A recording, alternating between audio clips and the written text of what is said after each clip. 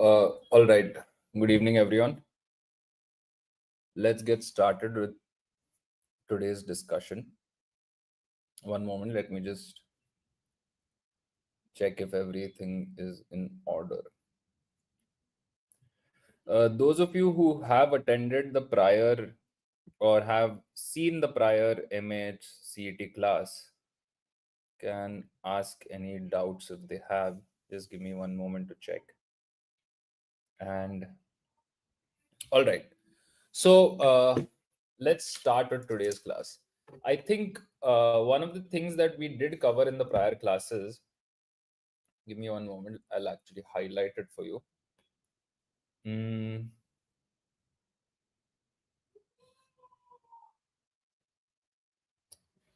all right. So let's take a look at what the MHCT verbal section can contain. And this is the analysis that you'll find on the Career Launcher website for your 2024 MHCT paper.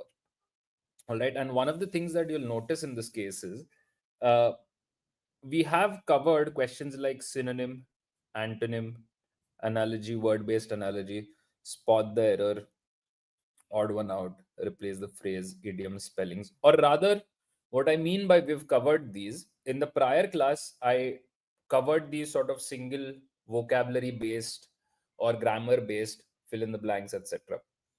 Right. So these question types we have at least addressed in terms of how to prepare for these. What is left is for us to think of reading comprehensions and parajumbles and critical reasoning questions. So that's what I would like to focus on. All right, one moment. Is 50 percentile? I think okay. I'll try and address the doubts. If you have other doubts, also try and type in your doubts. Okay. So to get back to what I was trying to say is we know how to cover these type of questions, and I'd recommended some previous year papers for it. In fact, I would like to show you some paper here. Let's actually one moment. Right. This is the 2003 CAT paper. Okay. So what I want you to do is for a moment ignore uh, the difficulty of the passage, because the passage is going to be slightly harder in terms of level of difficulty of the material. But if you look at the other questions, like look at these passages, firstly, these passages, it's a 2003 paper, so these passages are really long. That's one thing you'll immediately notice. And you just get 5 questions from it. This is a CAT paper, by the way. So what you will find useful are these question 26, 27, 28 are parajumble questions. uh, up till question 33 are different types of parajumble questions. Then you'll find summary questions being asked. Questions 34, 35, 36, 37 are summary questions, and then you proceed to the vocabulary questions. In this case, word usage is asked: help, paper, service, reason, business. uh, the question type till question 50, right? So from almost from question 26 till question 50, exactly half of the questions are exactly applicable for your current MHCT exam. So which brings me back to my discussion of where to prepare these questions from, and that's what I would like to address first, like I'd mentioned in prior papers. So for these question types, in our prior classes, I'd mentioned this. For these question types, previous CAT papers are ideal. All right.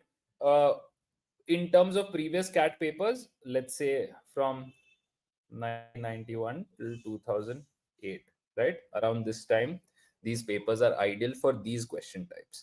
Uh, in terms of these question types, which are comprehension based and not vocab or grammar based, we'll also include the para jumble question type here as comprehension based. For these papers, for these questions, you'll have to use different papers for preparing and for gaining the kind of experience you need. You the CAT papers are, like I told you, the passages are a little tricky, so it's not exactly applicable at the moment. Any other doubts? Okay. I think a slightly, higher percentile would be important, rather than 50 percentile. That's not, safe enough, I would say. Okay. So for these question types, which are comprehension based, which is the length of a passage, which can vary. Let's say you can see here some passages have 6 questions, some have 4 questions. And in fact, today we'll solve a 2021 passage which had 10 questions. So let me just not cover these because I've covered them before. These are previous year CAT papers from 1991 till 2008. And let me just focus on telling you how to approach these questions in terms of preparation, right? Where to prepare them from. One is, you can, in terms of, what sources you have, you can try previous year banking exam papers, which is SBI, etc., SBI PO and stuff like that. But these are slightly easier.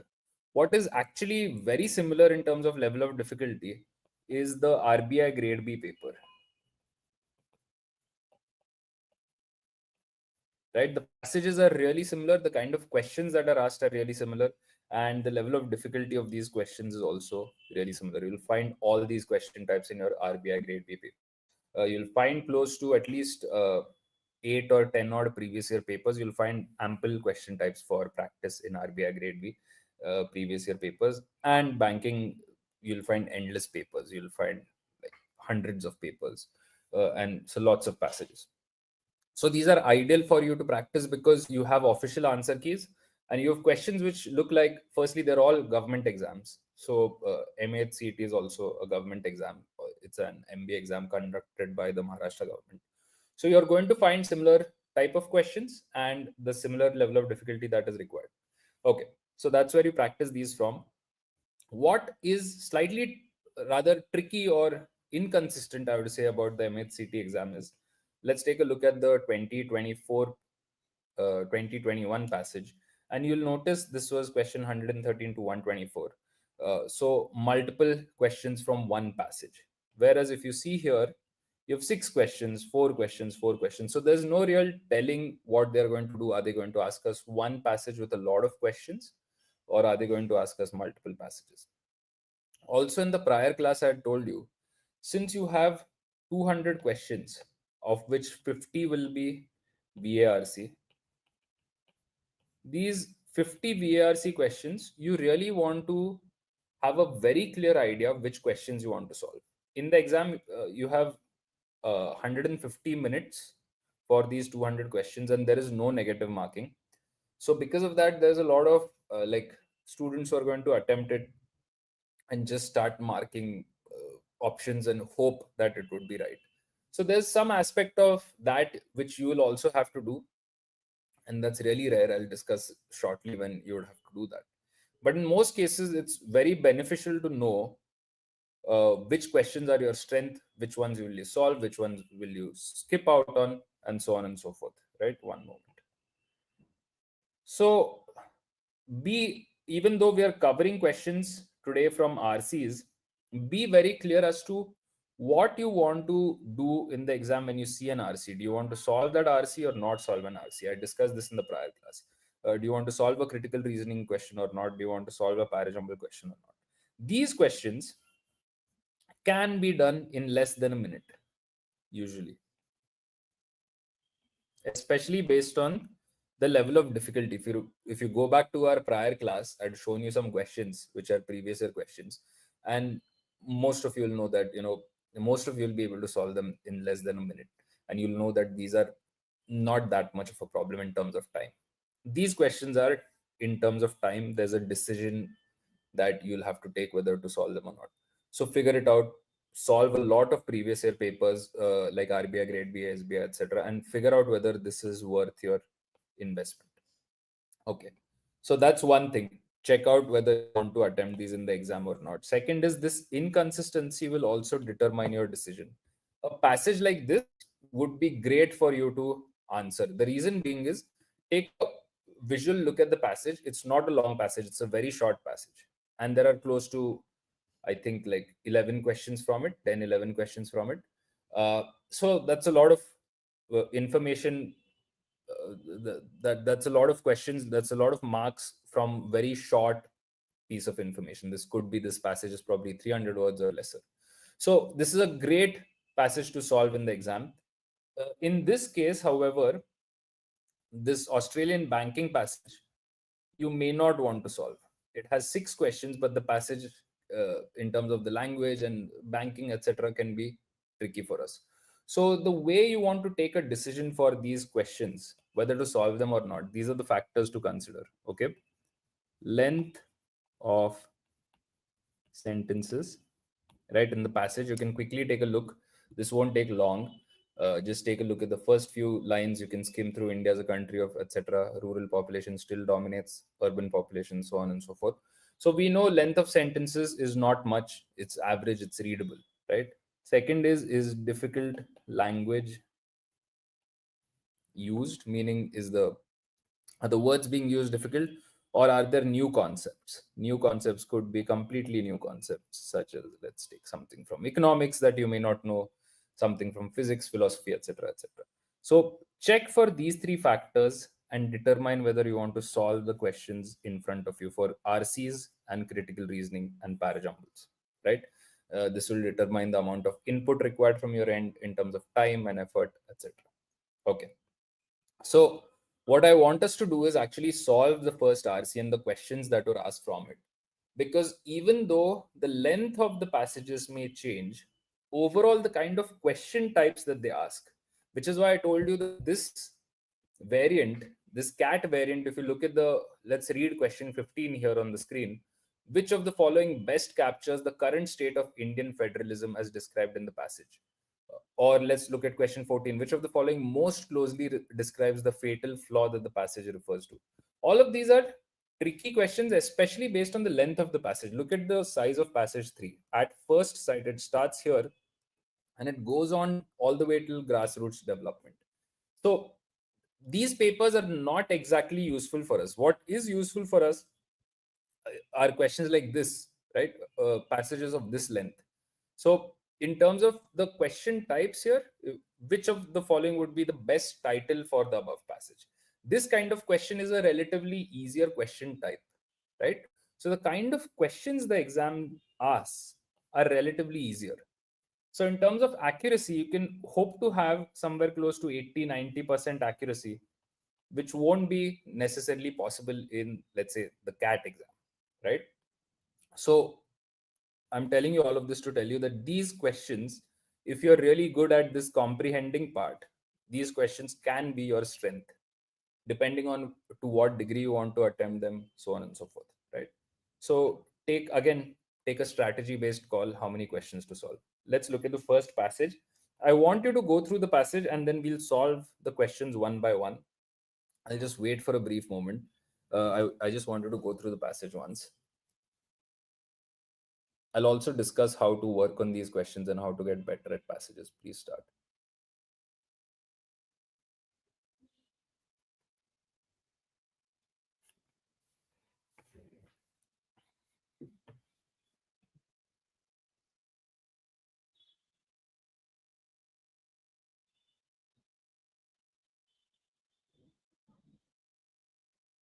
This is a CET passage from the 2021 paper.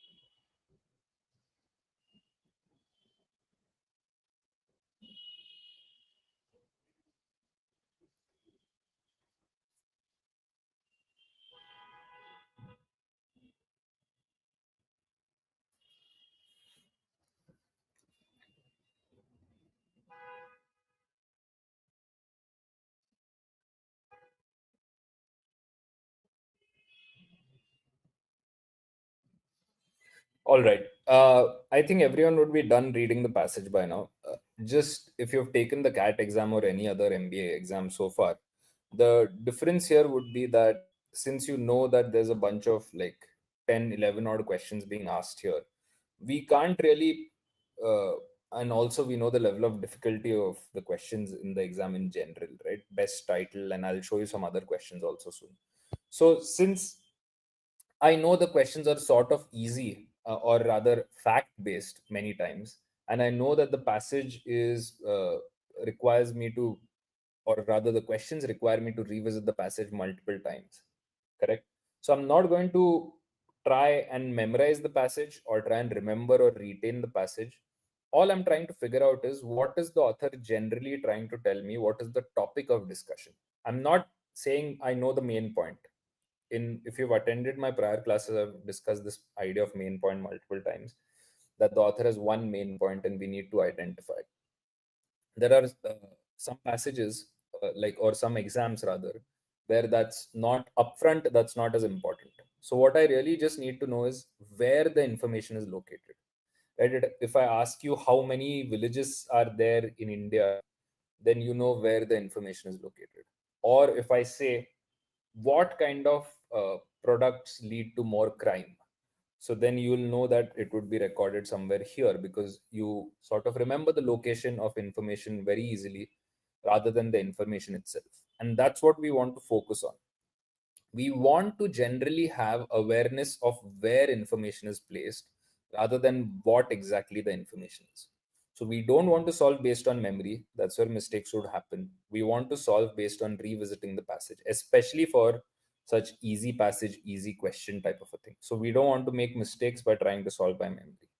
That's one thing. So when you read, I want you to generally record the idea that we're talking about rural and urban migration, right? And uh, crime and other risks of urban life, right? This is what is generally being discussed. I'm not identifying the main point specifically. I just know what the general sense of discussion is. Because using this, I can then navigate through the passage. We'll try and apply this. Let's look at the first question. Which of the following would be the best title for the above passage? Please type in your answers, everyone.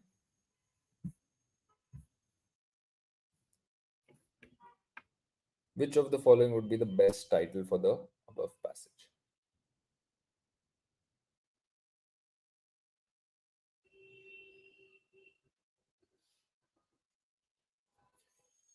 So, lure of village life. We know lure of village life is completely opposite, because the passage is actually talking about um, rampant migration of rural families to urban centers. So, lure of urban life would be closer and not rural life, right? So, this is invalid. Two says rural urban rift. This rural urban rift, although the gap between rural and urban life is discussed, or rather differences in rural urban life are discussed, but we can't give this as the best title, right? The title is about how this kind of urban rural migration leads to these problems, right? So we need to mention problems in some way, because the author throughout the passage has actually discussed crime or behavioral problems that take place due to this migration. Correct.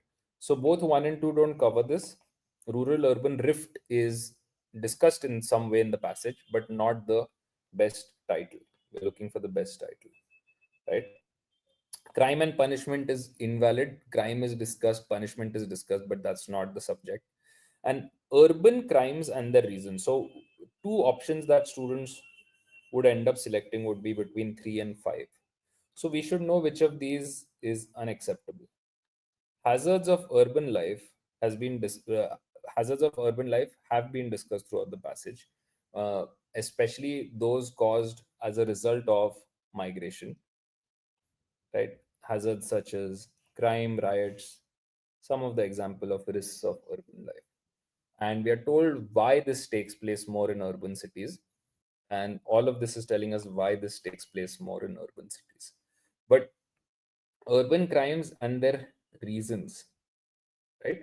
Their reasons are discussed in the passage. We are told some reasons here, right, and some reasons here in detail. But urban crimes and their reasons, this tells us nothing about why specifically urban crimes, right?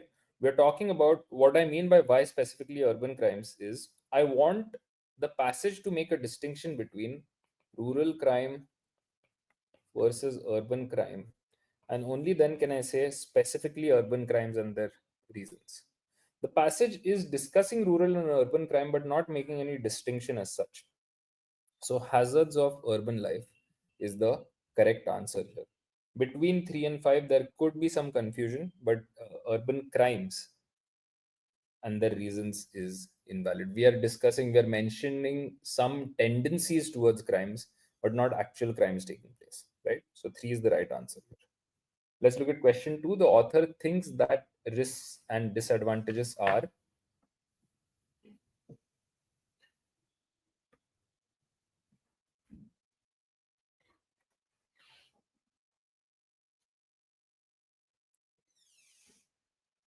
Which option would you go with?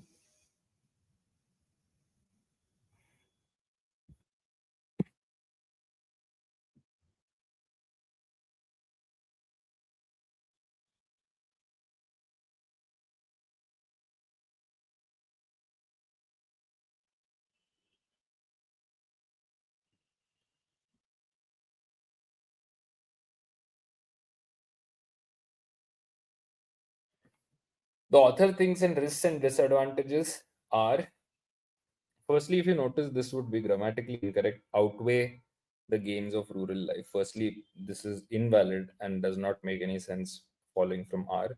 Are surpassed by the gains of urban life. So, if you notice, generally the gains are less than, correct? So, surpassed by the gains would be invalid. uh, Author thinks that risks and advantages are almost negligible in rural life. This is invalid. So since here it's saying the gains are less than, we want to say risks and advantages are more than. So the right answer would be option 4.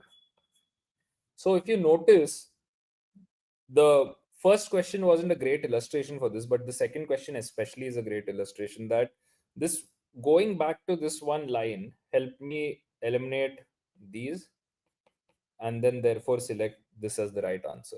So more than uh, simple, what do you say, memory based exercise, or rather a traditional comprehension based exercise, this is checking whether we can manage information carefully enough. Can we revisit certain parts of the passage and select the right answer?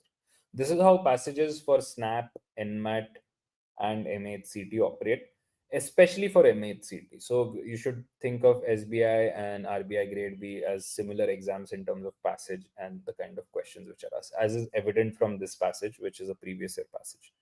Please start with question 3. Which of the following is a characteristic of an urban setting?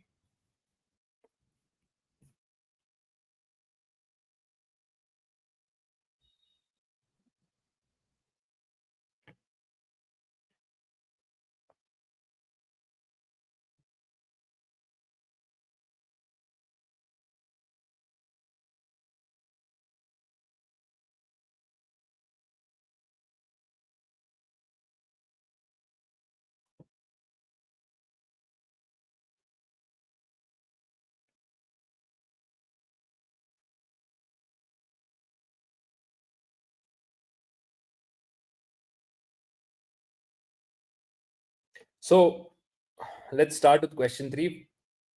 A characteristic of an urban setting: less forceful social control. So we are told that the forces that generate conditions conducive to crime are stronger. Urban living is more anonymous. It often releases the individual from community restraints. So less forceful social control can very well be a valid answer. So we'll put one aside and we want to find good reasons to eliminate these. Minimal opportunities of crime, this is invalid. This could be maximum or more opportunities. So minimal is invalid. Deviation from freedom. Deviation from freedom is invalid. We can say deviation caused due to freedom, right? Deviation caused as an outcome of freedom. That would have been valid. So from freedom, invalid. Minimal opportunities, invalid. Unreported minor crimes. Minor offenses in small towns are often handled without resort to official police action. So unreported minor crimes is a rural phenomena and not an urban setting phenomena. So again, factual uh, error in option 4. And 5 says few recorded violations of the law. Fewer. So this is also a rural phenomenon, not an urban phenomenon. So the right answer is option 1, less forceful social control. So we figured out the passage really quickly first in terms of what is the topic of discussion. This is not like the cat passage where we focus entirely first in figuring out the main point of the author and then proceed to the questions. We simply here figured out what the topic is about and then we started to go through the questions. And for each question, we are revisiting certain factual aspects because so far we are tested on factual parts of the passage. And by checking, we are coming up with the right answer and eliminating the wrong ones. Let's try and apply this in question 4. Which of the following statements is true? Again, a fact based question based on a short passage.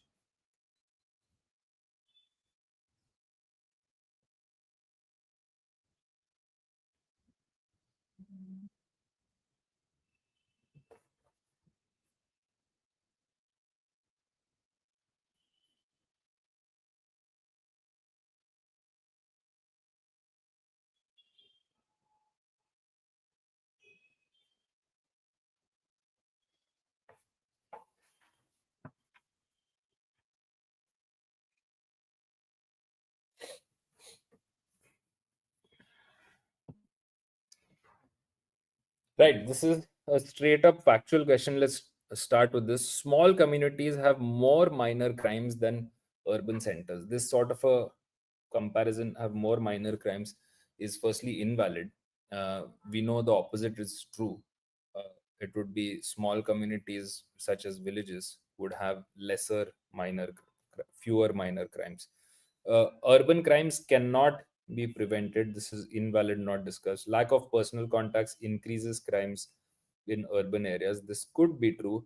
Display of consumer goods is the main cause of crime. Main cause of crime, as such, not given. Police in urban areas settle minor disputes without official action. This should be police in rural areas and not urban areas. So, by sheer elimination, we reach uh, 3, lack of personal contacts increases crimes in urban areas, right? So, like I said, this could be true. We can't entirely be sure. And based on elimination, we can reach 3 as the right answer. Lack of personal contacts, which is, we can't be entirely sure, I'm saying, because we are trying to suggest that, I'm trying to find the area where the author is saying you're you're less connected, you're sort of yes, more impersonalized. So we can say therefore lack of personal contacts increases crime. uh, it would be better to say may increase like likelihood of crime or chance of crime, etc., etc. Something like that would be better. But option 3 is the closest possible choice. Now we have a slightly application based question. We are being asked which of these following inferences are valid. Please start with the question and then I'll discuss inferences shortly.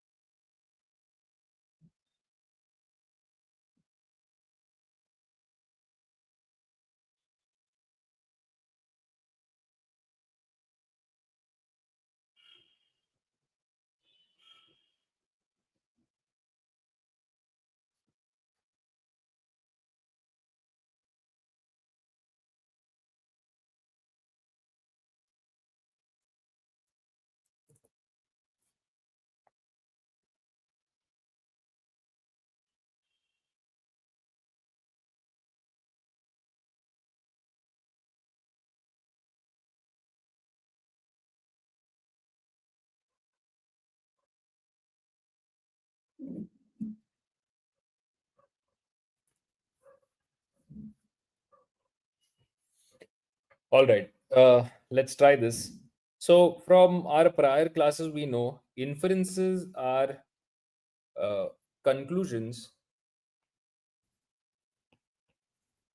made based on facts, opinions, conclusions in the passage, right? So, an inference is me taking something that is stated in the passage and then making a fresh conclusion from it. Let's try and apply this. Let's look at A. The migration of people from rural areas to urban areas is almost negligible. This is completely invalid. We are told almost 20% of villages have completely migrated. So A is invalid, right? I can't say almost negligible. So all these options are gone. Now I just need to confirm if one of these is valid. And if one of these is valid, if B is valid or C is valid, I can go with statement 3 directly, right? Option 3 directly. Strangers can enforce laws in a more impartial manner than known people can. Police are strangers executing these prescriptions, and therefore these police in urban cities are enforcing laws in a more impartial manner, right? On their anonymous set of subjects. So this is valid, although strangers makes it sound incorrect. Here the passage actually states this by saying police are strangers executing these prescriptions. So B is actually a valid inference. That gives us 3 as the right answer. We don't need to check C. But C is still valid. Wealth has concentrated more in urban areas than rural areas. And we are told that in the passage here, greater wealth, right? So more wealth in urban areas. 3, B and C only is the right answer for question 5. Let's look at 6. The behavior of people is generally molded because of social control. Okay. So please start with question 6. I'll just give you a moment for it.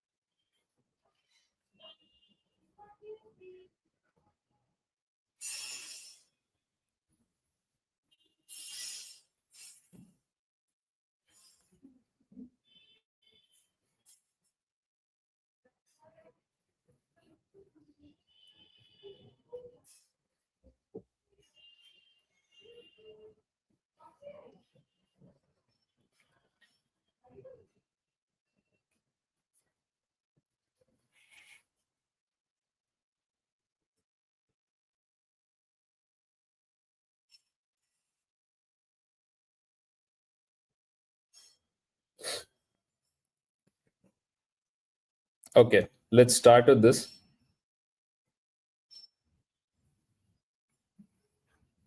The behavior of people is generally molded because of social control in an anonymous form of living, non-traditional society. So behavior of people is generally molded because what causes behavior to be shaped in a specific way. The presence of police authorities, this is definitely not true. I can't generalize uh, what would mold people's behavior, and police authorities mold people's behavior. All the police have been discussed. So 3 is definitely invalid. Formally controlled urban societies. Sir, should I apply for CT because I need a... Okay, I'm discussing how to improve actually in VA. Let me actually go through a few questions. Some of you have asked really relevant questions, Prarthana. And okay, if you are really in need of a college, definitely apply for CET. The nature of the exam makes it more, what do you say, more approachable. You can see from the passage. I'll actually branch to discussing how someone is asking me how to improve in VA. I'll just discuss that. But from the passage and from the level of difficulty of the questions we have done so far, and from the prior class, the vocabulary and grammar questions which I've covered, that should tell you that the exam is, in terms of VARC, very much approachable. It does not have any negative marking. So what you really need to work on, like I mentioned in the prior class, is speed, right? And choice of questions, because one is that you can just mark all, which is not going to fetch us the most amount of marks. So the best case scenario is to mark a certain set of questions which are your strength, and then for the remaining questions, if you want to mark whatever, that's up to you. But I would want you to optimize what you're certain of first. Okay. So it's an approachable exam. Do take the exam, especially if you're in need of a college. Let me discuss how to get better at VA and VARC generally for this exam.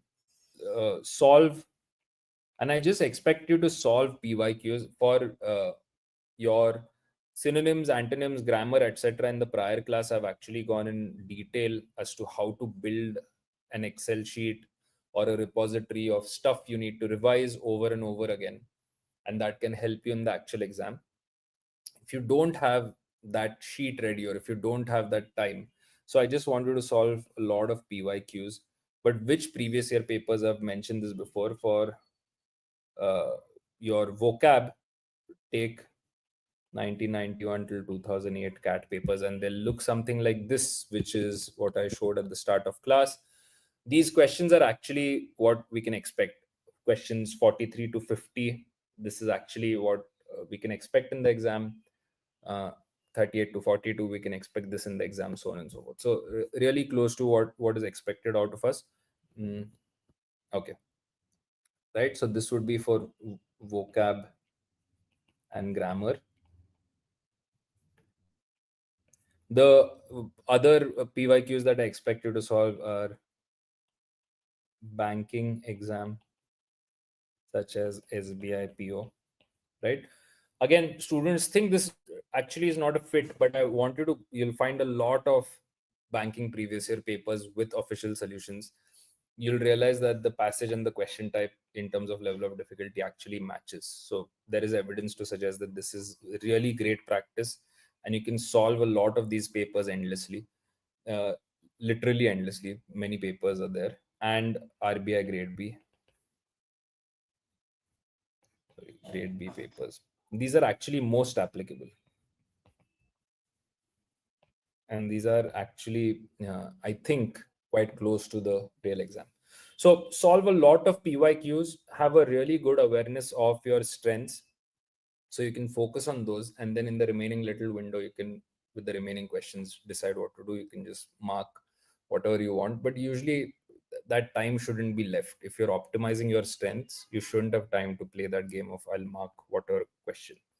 Okay, so let's try and solve question 7, and let me see if I can address some other doubt. I get stuck on synonyms and antonyms. Okay, I'll try and address that. Please start with question 7 first.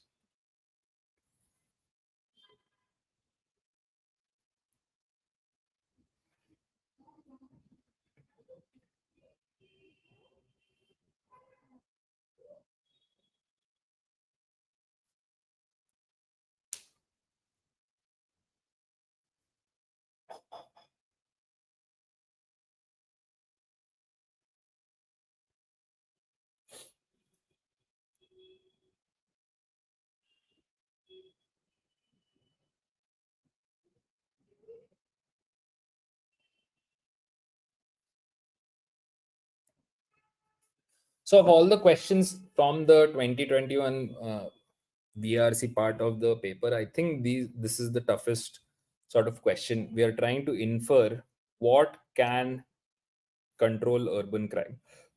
So sort of uh, aspects which influence the amount of crime in urban cities, right? Not exactly causes, but aspects which influence the amount of crime are discussed in the second half of the passage, and we can look at them. Here we are told minor offenses are handled in rural areas without much police action, although perhaps causing some decision for difficulty in small town, etc. Urban area with mass population.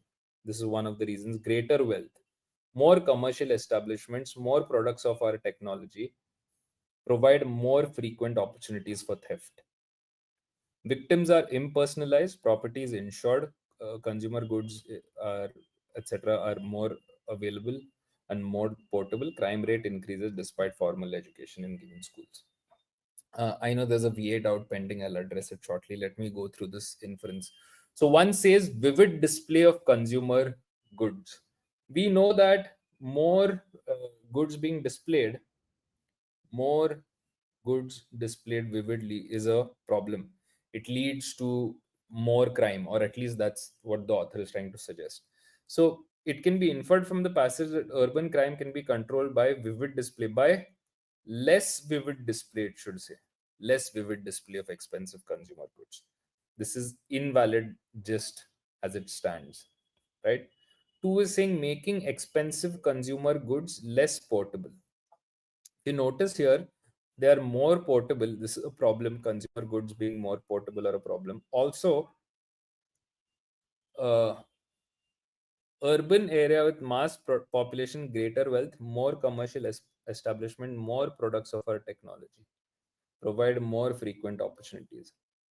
So more products provide more frequent opportunities. More portable products therefore provide more opportunities, right? So, two, making expensive consumer goods less productive could very well be the right answer. It can possibly be reduced by making expensive consumer goods less portable is possible, right? We'll just go through 3, 4, and 5.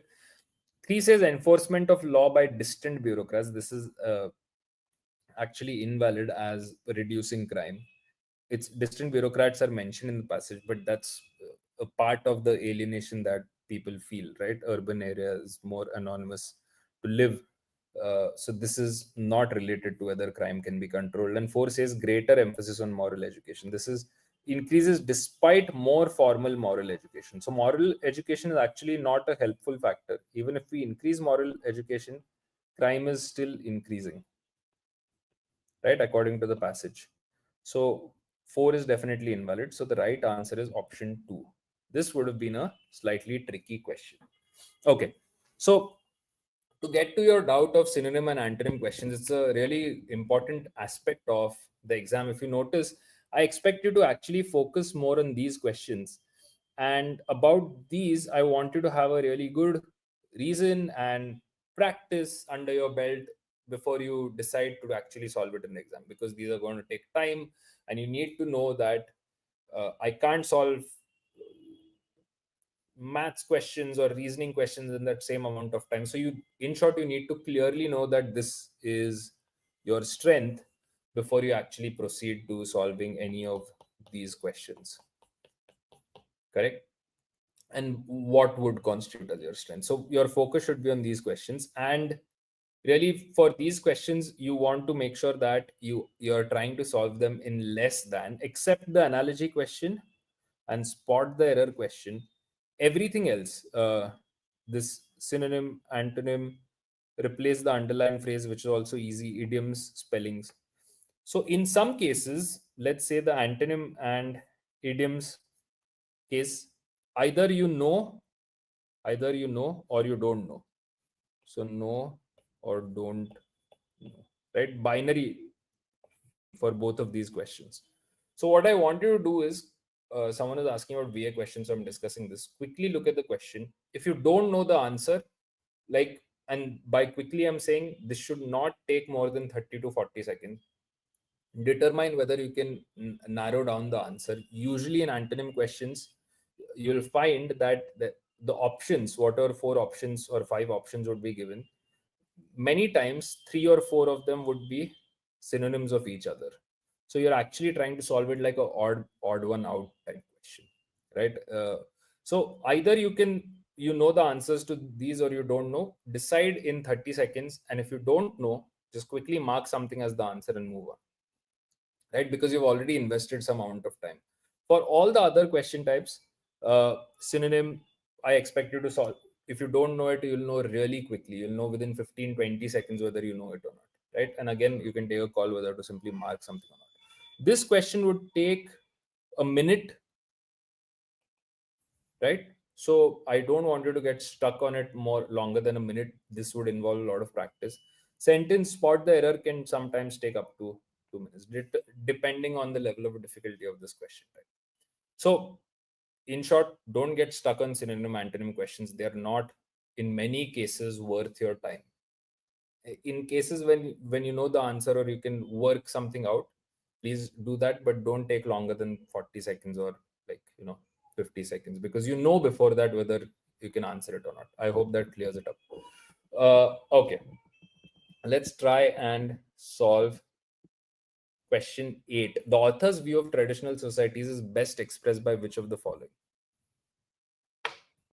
All right. I hope I'm clarifying your doubts. Please ask me any other doubts which are coming up and type in your answers.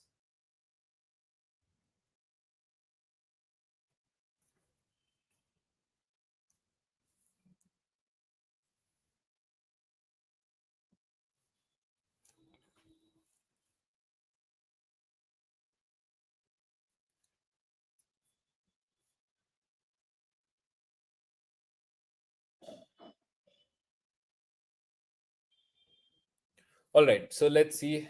So the right answer is option 4 here. The author's view of traditional societies is best expressed by which of the following? They provide inadequate freedom for personal movements and travel. We can't say inadequate freedom as compared to urban societies is valid, but we can't say that for personal movements and travel, this is invalid. They do not have adequate modern technology. This is not the reason for, uh, you know, uh, the author calling them traditional societies. 3 says they have lower crime rates because of moral teachings. Moral teachings are only discussed here, and in an urban setting, even if you have more moral education, crime still increases. So, option 3 is a misstatement of facts. And option 5 says they're ruled and controlled by distant bureaucrats. This applies to urban settings and not to traditional societies. So they provide less freedom for the individual in many circumstances. You are actually living a more personalized life, right? It's more personalized in a rural setting, in a traditional society. Uh,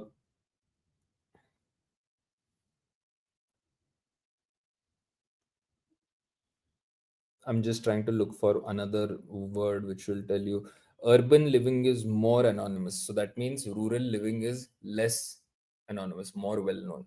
So again, they provide less freedom because there are social conditions which will impose rules. So less freedom would be valid.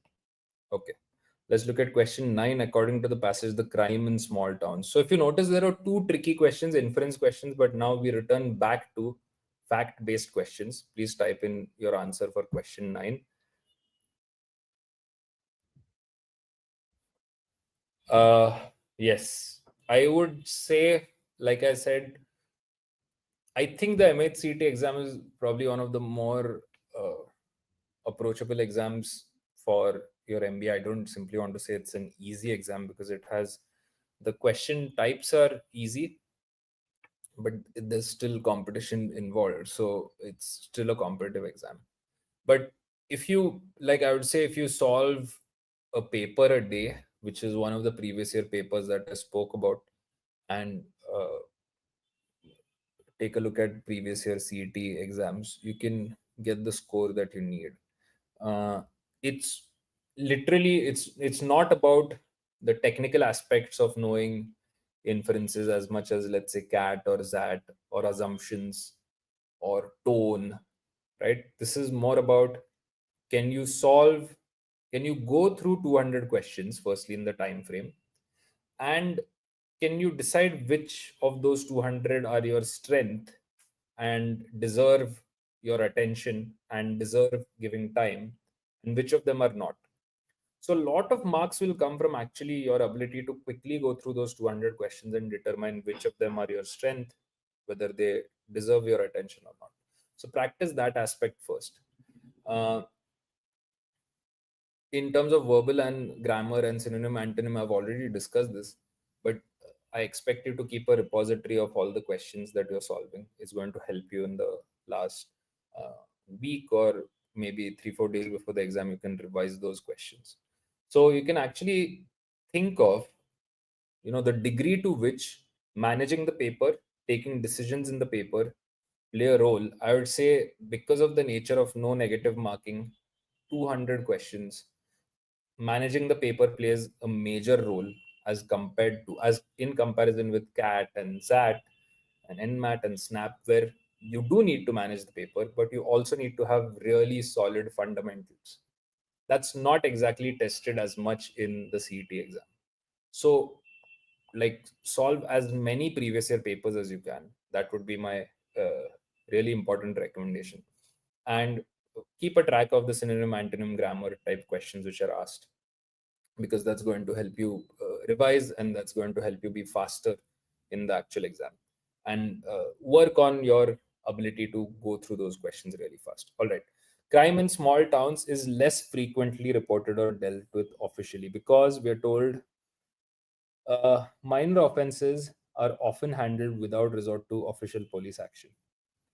So I can't say leads to an impersonalized style of living. It's more personalized in rural areas, is often dealt with objective law enforcement, is not valid. It's actually dealt with in a unofficial way, is brought well under control by distant bureaucrats. The same concept being used again, invalid, always causes difficulties, completely invalid.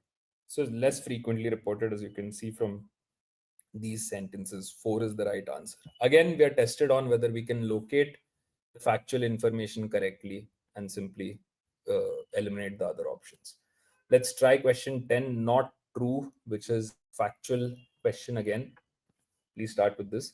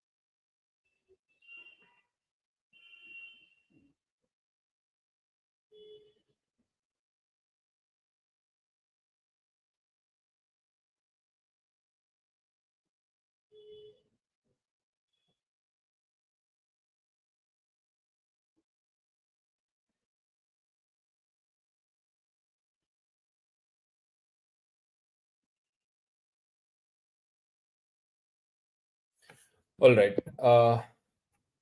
Which of these is not true? Urban areas are thickly populated and commercialized. This is valid. So it's true.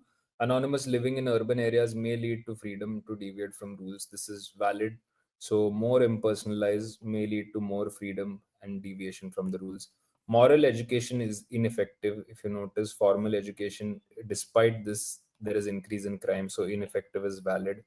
Urban areas provide more opportunities for crime. This is completely valid based on um, also provide more frequent opportunities for theft. So if you notice, for 4 of these options, option 1, 2, 4, and 5, we found evidence in the passage. And again, we are looking for facts in the passage. And there is less freedom in the current society than in a traditional society is invalid.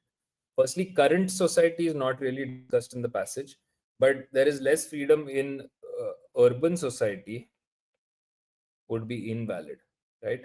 There is more freedom in urban society would be the right answer. So 3 is not true, right? This is an invalid fact.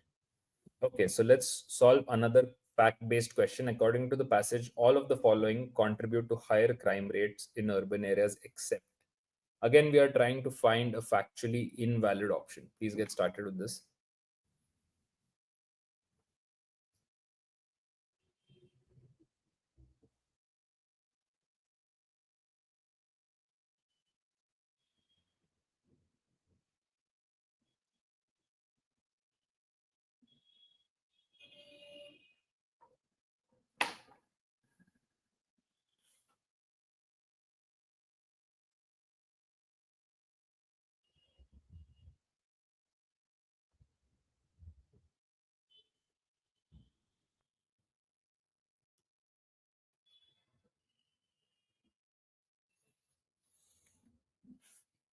All right. So higher crime rates, urban impersonalized living. This is valid. Increasing population, maybe valid. Higher standard of living, maybe valid. Vivid display of consumer goods, maybe valid. What we know is adequacy, inadequacy of police force is not discussed. So the right answer is 5. So we can check for these and we can find them. Little difficult to find them as compared to the other factual questions. By difficult, I mean you have to scan the information more. But we know adequacy of the police force is not a factor. It's not really discussed in the passage. 5 is the right answer.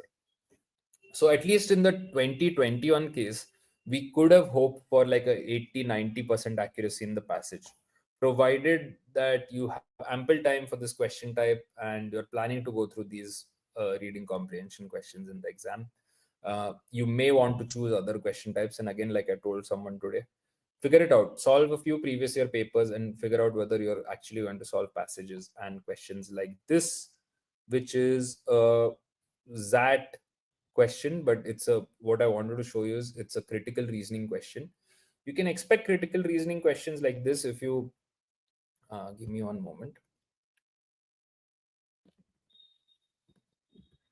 Right, if you look at the analysis that we have provided for the 2024 exam, there was one critical reasoning question. uh, it's kind of difficult for me to actually find that actual paper, but what you can expect in a critical reasoning question is a kind of question like which can be definitely interpreted, which is an inference form or an assumption, which of them is a valid assumption, which of them is an invalid assumption, which of these is an assumption on which the author's argument depends upon. These are the type of inference questions you can expect in the exam, or critical reasoning questions you can expect in the exam. Generally speaking, I would suggest that this is in terms of the time frame, not the best question type to go through, because if you notice, we are asked for a definite interpretation of these. I'm just quickly going to discuss this question. Those of you who want to solve this can pause later and take a look at the question later and try and figure out the answer. Okay. So anything which says can definitely be interpreted means it's an inference question. Every word in one of these statements need to be acceptable interpretations. So the word which will be unacceptable for us if we go through the passage is a unique experience. This is unacceptable for us, and that will make all of these invalid. Integrating the 5 senses is critical in the business world is also unacceptable. Can be applicable in the business world is written here. So this would also be invalid. So the right answer here is question statement 3 only, right? So C is the right answer here. This question is actually slightly harder than what I expect in the exam. But what I wanted to illustrate through the question is, unless you're completely relying on solving all VARC questions, and you're not planning to solve much of the maths and reasoning, I don't recommend you spend too much time solving critical reasoning questions, even if there may be one, two, maybe three also, which they've rarely done in the past and asked. Uh, I would prefer you to solve other question types, because here the accuracy is lower for students. The time taken per question is much more. Sometimes these questions may take longer than 2 minutes, even, right? So take a call whether you want to invest time in solving this question type or not. Okay. The other question type that you noticed was the para jumble question type. The para jumble question type is going to take 2 minutes, at least let's say a minute and a half, right? In most cases, this is to be expected. Most cases meaning most students, most questions, we are going to take a minute and a half to figure out the right answer. I have covered parajumbles, I've covered para summary, I've covered critical reasoning in absolute detail, the solving process of it, and so on and so forth. In my, again, you'll find these in the career launcher classes. In the live section, you'll find for CAT, I've covered all of these. And the solving process for these questions doesn't matter which exam it is, the solving process remains the same. So please revisit that and you'll figure out how to solve these questions, those with options, those without options. You're going to get options in the exam, and that's going to be helpful, such as, let's say, not the White House itself, not the White House itself, is an exception to some rule, which is statement B. Most timely industry newsletter is usually a week old. The White House bulletin is not a part of this, right? That tells me that BD is a mandatory pair. So if you notice, this option is invalid. Every other option contains BD. So one of the things what I wanted to illustrate, this is not exactly the solving process, but what I wanted to illustrate is, if you're planning to solve parajumble questions, make sure that you're using options, right?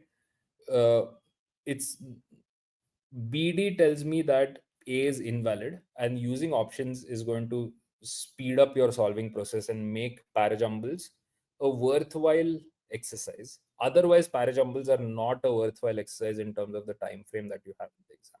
Okay.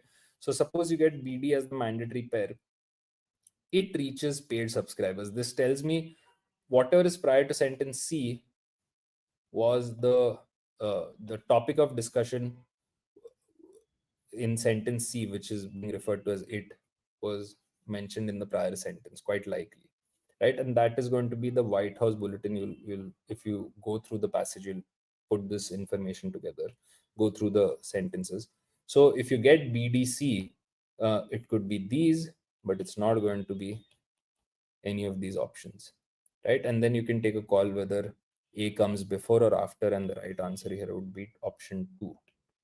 Right? The service carries a premium. So the service tells me that the service has been discussed prior in sentences BDC, and so on and so forth. So you'll figure out a way to sequence these sentences. So from the first class for MAH CET exam and the current class, what I wanted to highlight is I expect you to take some decisions with regards to what kind of questions are solvable for you, what kind of questions are not solvable for you within the time frame. What are your strengths, what are not your strengths? And like I discussed with Prarthana, is that solving a lot of previous year papers of the kind of exams that I discussed before is actually of immense value, especially where your focus is on learning to manage the paper. Should I solve a question like this, for example? Is it worth my time? Or should I solve a question like this? Is it worth my time? Should I solve a passage like this? These decisions, broadly speaking, you want to take these decisions over 200 questions, not just the verbal questions. So that's what the larger practice of uh, this exam should be about. If you're working for towards this exam, I wanted to figure out this ability to choose which questions to solve, which questions to skip at a really fast pace, because that's going to play a major role in your final scores. So with this, let me bring today's class to an end. And if you have any doubts which are not yet addressed, please leave them in the comment section, and I'll try and discuss them in the next class. So thank you, everyone. Let me bring today's class to an end.